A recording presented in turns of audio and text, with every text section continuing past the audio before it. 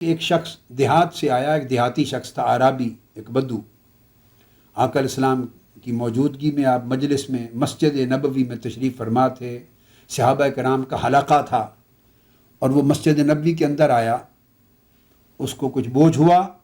اور اس نے مسجد نبوی کے اندر ہی کھڑے ہو کے پیشاب کر دیا۔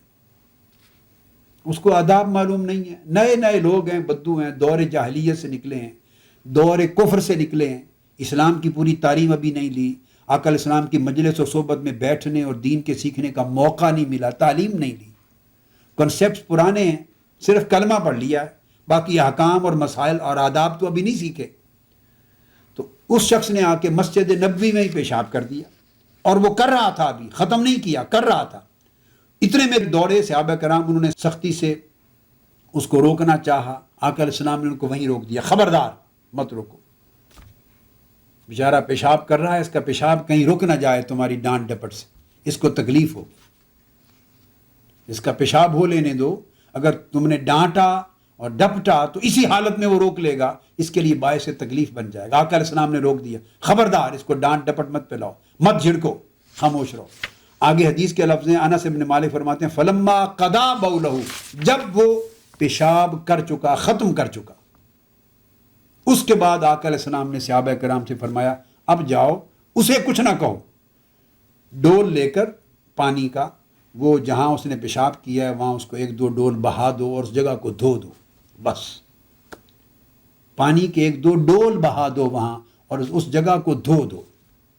آقا علیہ السلام نے فقط اس قدر کہا، اور حضور علیہ السلام نے فرمایا اس شخص کو جب ڈول پانی کے بہا چکے، دھو چکے، آگے دوسری حدیث میں روایت میں یہی الفاظ آتے ہیں کہ آقا علیہ السلام نے فرمایا صحابہ کرام کو انما بعثتم میسرین ولم تبعثوا معسرین، کہ خبردار تمہیں آسانیاں پیدا کرنے والا بنایا گیا ہے، تنگی اور سختی پیدا کرنے والا نہیں بنایا گیا، تمہیں لوگوں کو سہولت کے سبب اور شفقت کے سبب اسلام کی طرف کھینچنے اور لانے والا بنایا گیا ہے، ایسا طرز عمل اختیار کرنے والا نہیں بنایا گیا جس سے لوگ گھبرا جائیں، ڈر جائیں، خوف زدہ ہو جائیں اور دین سے دور ہو جائیں۔ نرمی اختیار کرو، بشروا ولا تنفروا ویسروا ولا تعسروا، انہیں اسلام کو آسان بنا کے پیش کیا کرو، سخت بنا کے پیش نہ کیا کرو، اسلام کو اس طرح پیش کرو تاکہ لوگ رغبت پا کے قریب آئیں اسلام کے، سخت اس طرح پیش نہ کرو کہ لوگ خوف زدہ ہو کے کہیں بھاگ نہ جائیں۔ اس موقع پر آقا علیہ السلام نے انہیں یہ تلقین بھی فرمائی۔ اور امام مسلم نے اسی واقعہ کو بیان کرتے ہوئے آگے اضافتاً یہ فرمایا حدیث صحیح میں کہ حضرت انس رضی اللہ تعالیٰ عنہ ہی فرماتے ہیں کہ آقا علیہ السلام نے جب وہ پیشاب سے فارغ ہو چکا تو اس کو بلایا، اور بلا کے پاس بٹھا کے پیار سے، شفقت اور نرمی سے اسے سمجھایا، تعلیم دے دی کہ جو مسجدیں ہیں